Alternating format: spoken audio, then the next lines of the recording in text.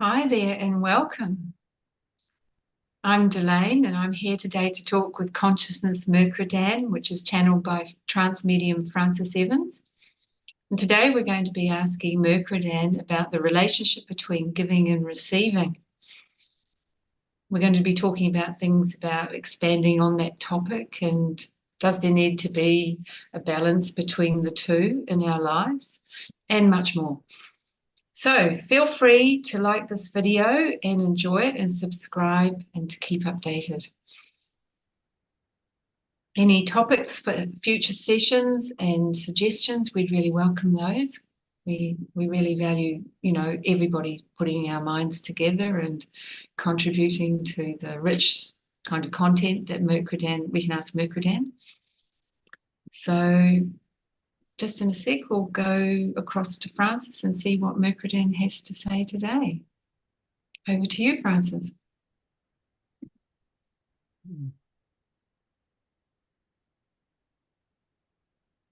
Once again, it is my privilege and pleasure to come and spend these few moments of your time.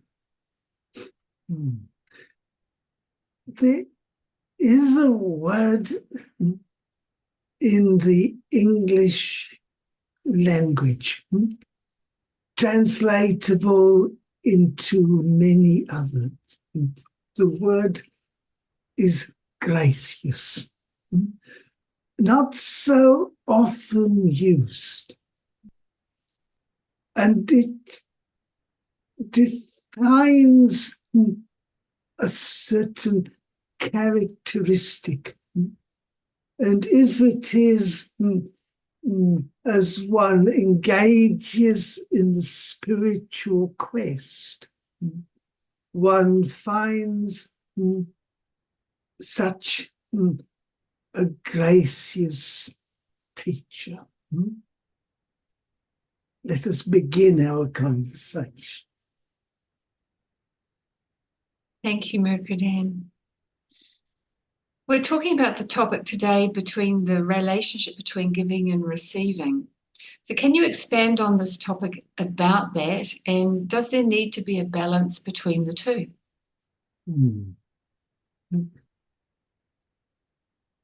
One of the greatest challenges an individual meets is the perception of a unified whole and an individual within it.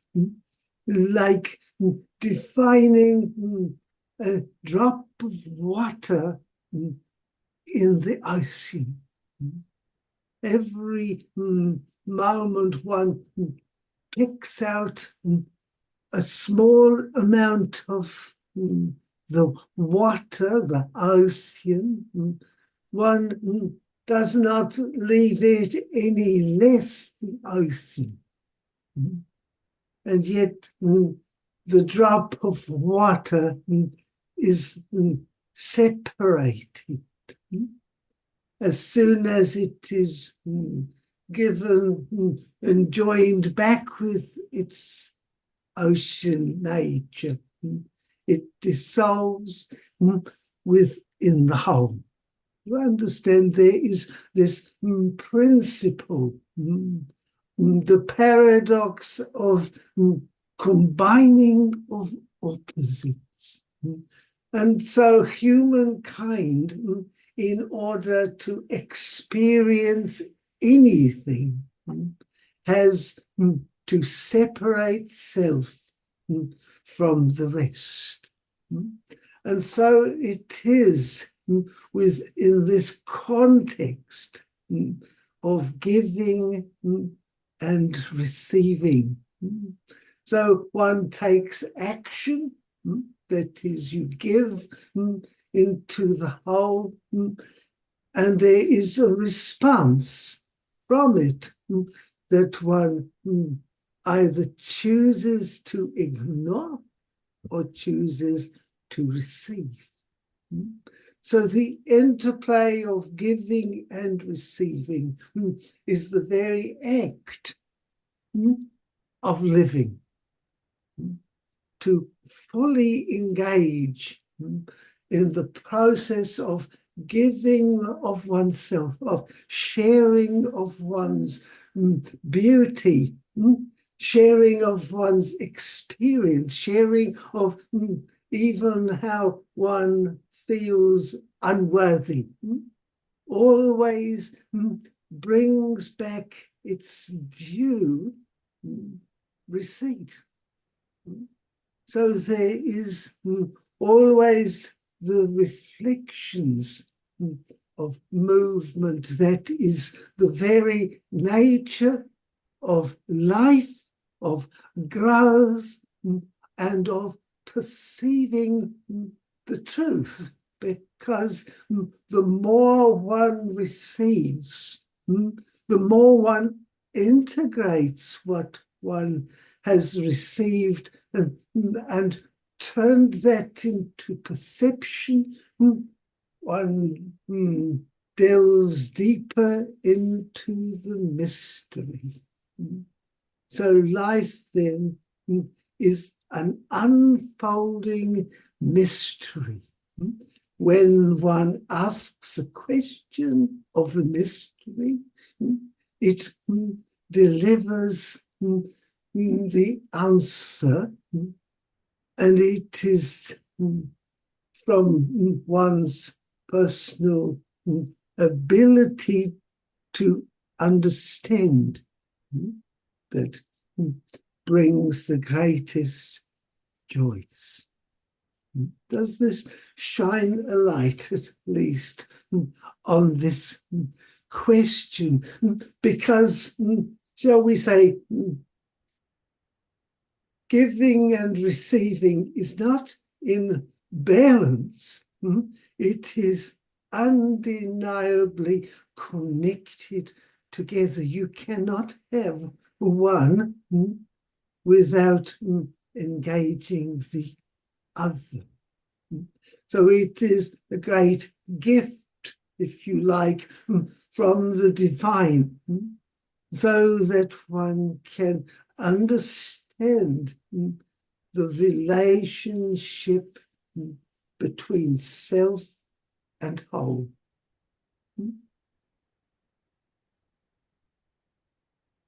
Does this answer the question? Yes, it does. Very well, thank you. So what happens if we give too much while others give very little?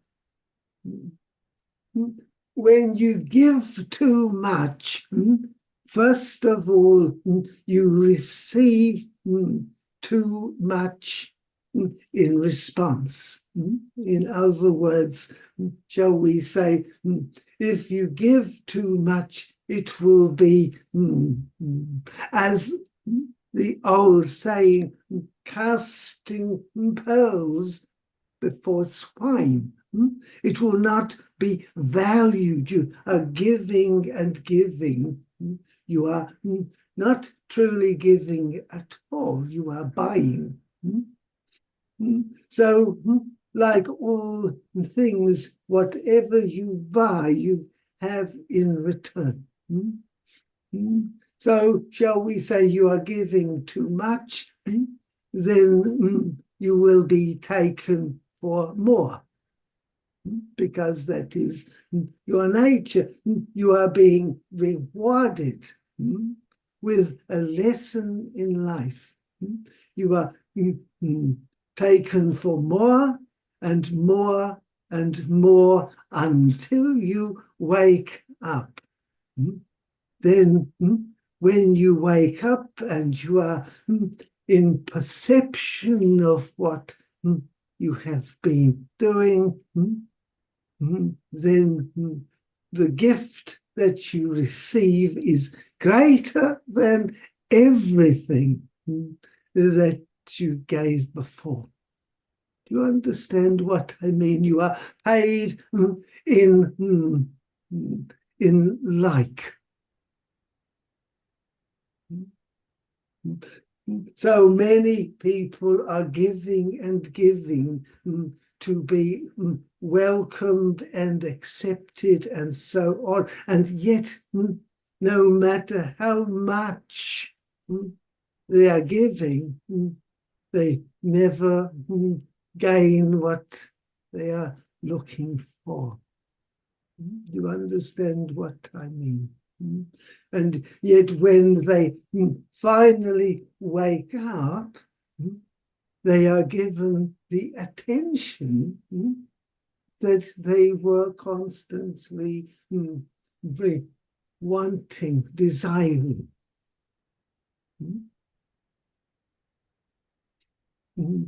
So often this is the case.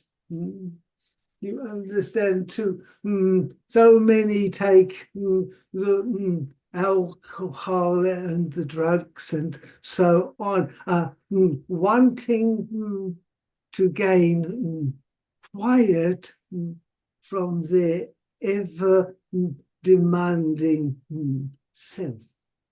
But the self simply demands more and more.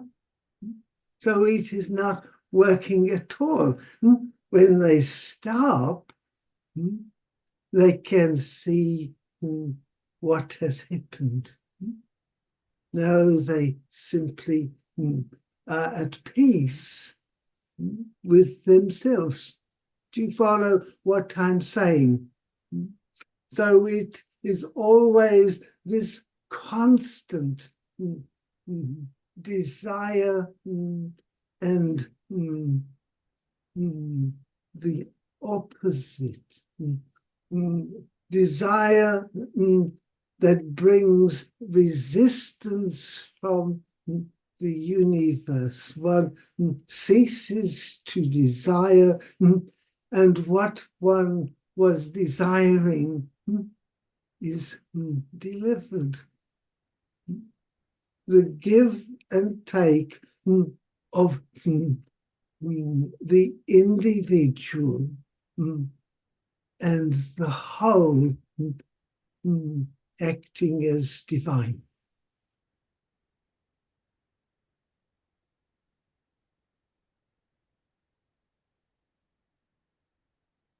Is this useful? Very useful.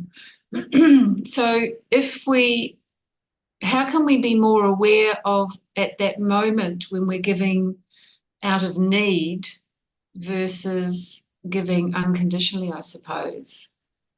We're looking at the feedback, are we? And we notice that. Is that the turning point? Of course. Of course, it is one's desire to understand. When one stops such desire, one offers the question to the divine and is open to its response. The answers of the divine do not always or even often come in words. They are often those random elements that are presented in the environment.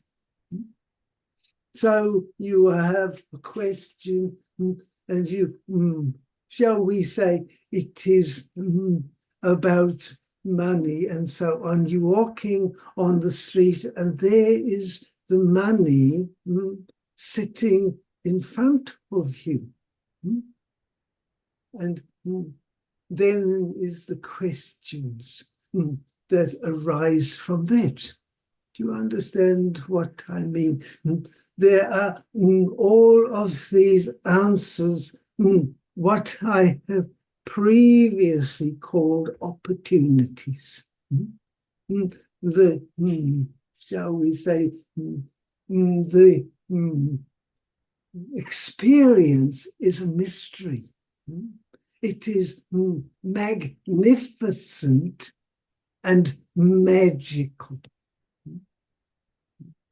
When one understands the magic of life, one lives inside of the magical universe. All things are possible. You understand? All things are possible. If you are outside of the magical universe, then you have to make things occur. You have to work at it. You have to work at yourself. You have to give in order to take. You have to discover what is the currency. What do I have to pay in order to get? But that is not giving and receiving. That is paying and getting. You understand the difference?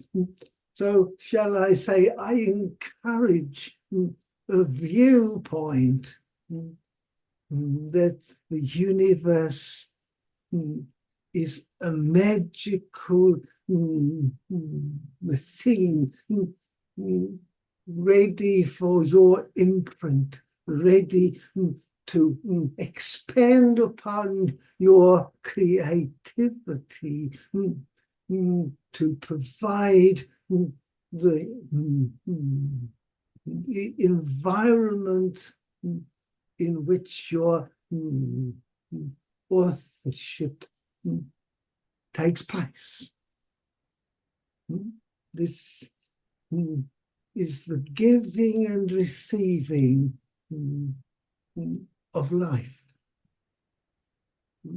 the pulse of life, the breath of life, all of these qualities, the tide that offers, shall we say, the ground beneath for a moment and then returns to refresh it. You understand? The tide covers the beach, but in the covering refreshes the beach, cleans it, as it were, before offering it again for a time of enjoyment. Do you follow what I mean? Everywhere you look, there are lessons that are so useful in understanding the nature of your environment.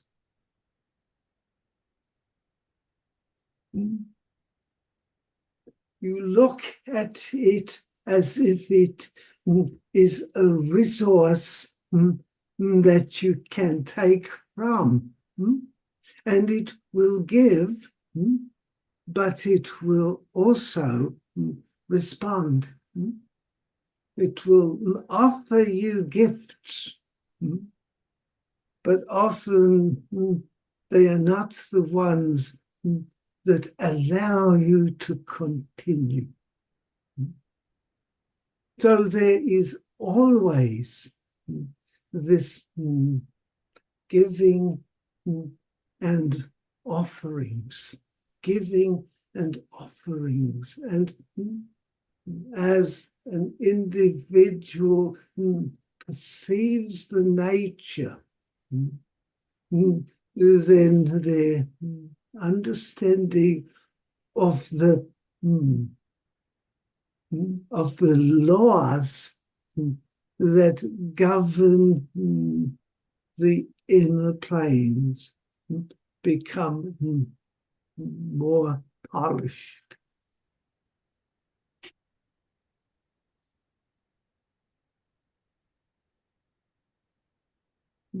Some other question? Response. Thank you. That's brilliant. And I love your examples. So in the new world, I want to say this. if everyone was to take, shall we say, a walk for an hour and to look at what turns up, what is the universe giving, and asking the question, how best can I receive this? Because most of humanity find it easier to give than to receive. Easier to give a compliment than to receive one. Easier to donate a little puzzle than to receive someone else's gift.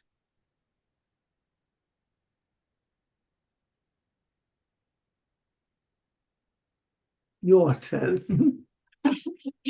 So in receiving, if we're not that good at it, what can we do to, sharpen our skills around receiving? Practice. You understand, this is the very nature of graciousness. That someone offers something and you accept it with graciousness. So one is practicing the nature of how to be gracious. And if you find the meaning of that, you will realize this is indeed true spirituality. This is uplifting one's own soul because you have uplifted someone else.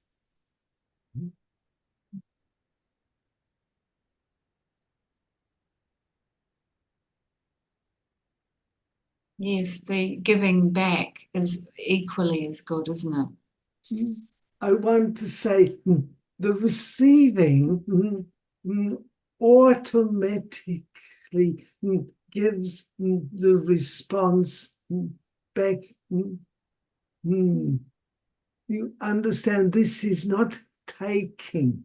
Someone does something, gives something, wants to, one accepts it with graciousness. That is the key point.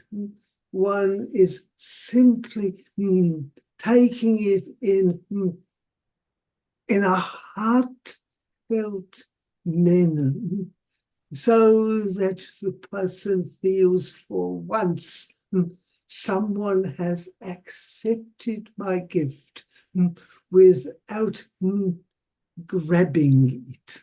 Do you understand? Without taking it without any true intention. They have not. Do you understand what I mean? Yes. So it is the graciousness that one is receiving it. It is not something that you need, but it is gracious to acknowledge the gift.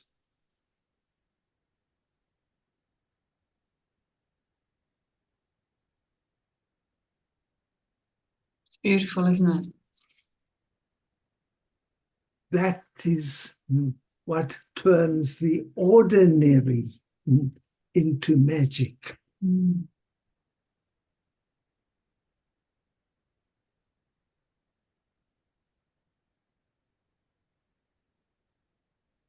Is there a way we can remind ourselves, maybe at the beginning of our day, around the magic of this very concept, giving and receiving? Don't we say better just to remind yourself each morning, when you get up, you look around and you acknowledge shall we say in this way, it is magical that I am here in this universe, this world, this community, this field of influence. It is magical that I am here within it. You understand? So then everything becomes a magical inspiration. The universe is inspiring, and you take on, you receive that inspiration and pass it on. You become the inspiration for all those you touch during the day. You understand? Giving something, receiving it, allows you more to give. You are the flow of life, the current that passes through you, the food that nurtures you, passes through and continues its journey in the circle, the cycle of life. Everything is useful. Every piece of waste is food for another.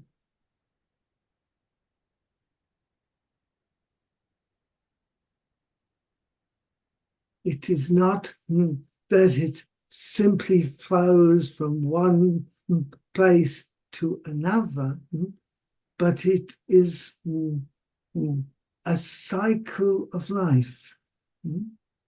Eventually, it returns to the beginning.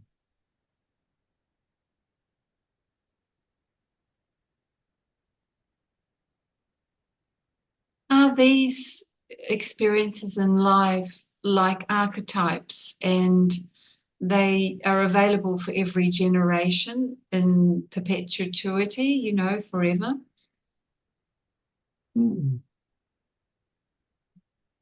Is a useful question, because as I have pointed out, all answers are yes and no. Of course, the archetypes of humanity are consistent. They are inner forces, but they are also evolving inner forces. So the archetypal ideas, the great frameworks of gods are endlessly evolving along with their expression in the world. So shall we say the individuals are evolving and evolving their field of influence. Their field of influence evolves the containers and so on. And so history evolves. Even the genetic codes are evolving. The very structure of the container, that is the human body, is evolving. It is constantly improving along with consciousness. You understand, it is all a consistency of evolution.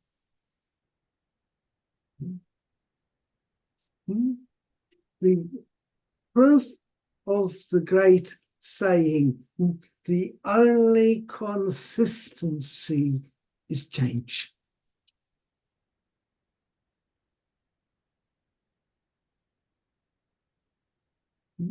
We could say the only consistent field of nature is evolution.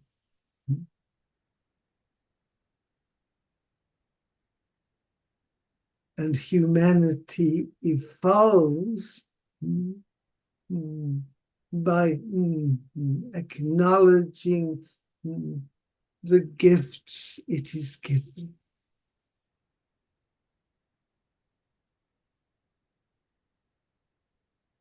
Thank you. That is brilliant. Then once again, thank you all for your involvement in the great journey of evolution. Thank you and bye.